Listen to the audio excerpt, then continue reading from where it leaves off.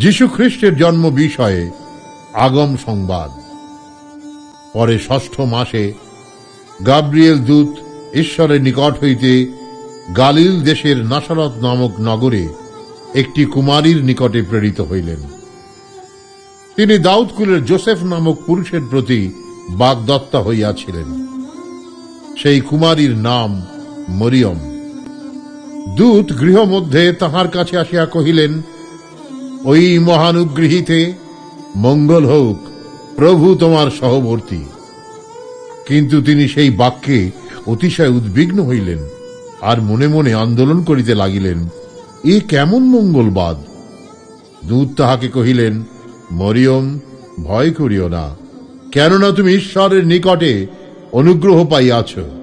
আর দেখো, তুমি গর্ভবতী হইয়া পুত্র প্রসব করিবে ও তাহার নাম যীশু রাখিবে। তিনি মহান হইবেন, আর তাহাকে পরাৎপরের পুত্র বলা যাইবে। আর প্রভু ঈশ্বর তাহার পিতা দাউদের সিংহাসন তাহাকে দিবেন।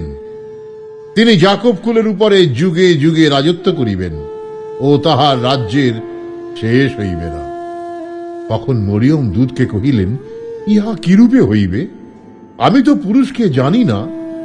দূত উত্তর করিয়া তাহাকে কহিলেন, পবিত্র আত্মা তোমার উপরে আসিবেন, এবং পরাৎপরের শক্তি তোমার উপরে ছায়া করিবে। এই কারণ, যে পবিত্র সন্তান জন্মিবেন তাহাকে ঈশ্বরের পুত্র বলা যাইবে। আর দেখো, তোমার জ্ঞাতি যে ইলিসাবেত, তিনিও বৃদ্ধ বয়সে পুত্র সন্তান গর্ভে ধারণ করিয়াছেন। লোকে যাহাকে বন্ধা বলিত, এই তাহার ষষ্ঠ মাস। কেননা ঈশ্বরের কোন বাক্য শক্তিহীন হইবে না। তখন মরিয়ম কহিলেন, দেখুন, আমি প্রভুর দাসী, আপনার বাক্যানুসারে আমার প্রতি ঘটুক। পরে দূত তাহার নিকট হইতে প্রস্থান করিলেন। তৎকালে মরিয়ম উঠিয়া সত্তর পাহাড় অঞ্চলে জিহুদার এক নগরে গেলেন, এবং সখরিয়ের গৃহে প্রবেশ করিয়া ইলিসাবেতকে মঙ্গলবাদ করিলেন। আর এইরূপ হইল, যখন ইলিসাবেত মরিয়মের মঙ্গলবাদ শুনিলেন, তখন তাহার জঠরে শিশুটি নাচিয়া উঠিল। আর ইলিসাবেত পবিত্র আত্মায় পূর্ণ হইলেন, এবং উচ্চ রবে মহাশব্দ করিয়া বলিলেন, নারীগণের মধ্যে তুমি ধন্য, এবং ধন্য তোমার জঠরের ফল। আর আমার প্রভুর মাতা আমার কাছে আসিবেন, আমার এমন সৌভাগ্য কোথা হইতে হইল? কেননা দেখো, তোমার মঙ্গলবাদের ধ্বনি আমার কর্ণে প্রবেশ করিবা মাত্র শিশুটি আমার জঠরে উল্লাসে নাচিয়া উঠিল।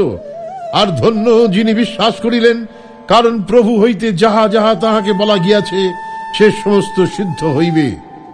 তখন মরিয়ম কহিলেন, আমার প্রাণ প্রভুর মহিমা কীর্তন করিতেছে, আমার আত্মা আমার ত্রাণকর্তা ঈশ্বরে উল্লাসিত হইয়াছে, কারণ তিনি নিজ দাসীর নীচ অবস্থার প্রতি দৃষ্টিপাত করিয়াছেন। কেননা দেখো, এই অবধি পুরুষ পরম্পরা সকলে আমাকে ধন্য বলিবে, কারণ যিনি পরাক্রমী, তিনি আমার জন্য মহৎ মহৎ কার্য করিয়াছেন, এবং তাহার নাম পবিত্র। আর যাহারা তাহাকে ভয় করে, তাহার দয়া তাহাদের পুরুষ পরম্পরায় বর্তে। তিনি আপন বাহু দ্বারা বিক্রম কার্য করিয়াছেন। যাহারা আপনাদের হৃদয়ের কল্পনায় অহংকারী, তাহাদিগকে ছিন্ন ভিন্ন করিয়াছেন। তিনি বিক্রমী দিগকে সিংহাসন হইতে নামাইয়া দিয়াছেন, ও নীচ দিগকে উন্নত করিয়াছেন। তিনি ক্ষুধার্থ দিগকে উত্তম উত্তম দ্রব্যে পূর্ণ করিয়াছেন, এবং ধনবান দিগকে রিক্ত হস্তে বিদায় করিয়াছেন। তিনি আপন দাস ইসরায়েলের উপকার করিয়াছেন, যেন আমাদের পিতৃগণের প্রতি উক্ত আপন বাক্যানুসারে আব্রাহাম ও তাহার বংশের প্রতি চিরতরে করুণা স্মরণ করেন। আর মরিয়ম মাস তিনেক ইলিসাবেতের নিকটে রহিলেন, পরে নিজ গৃহে ফিরিয়া গেলেন। পিতা ঈশ্বর, আজকের ঈশ্বরের বাক্যের মধ্য দিয়ে আপনার হৃদয়দ্বারকে খুলে দিন, এবং আপনার জীবনে নতুন একটি ধারা নিয়ে আসুক, যা আজকের দিন থেকে আপনার জীবনে সুখ, শান্তি, আনন্দ এবং অনন্ত জীবনের জায়গা প্রভু যেন করে দেন। ঈশ্বর সকলের জীবনে মঙ্গল করুন। আমেন।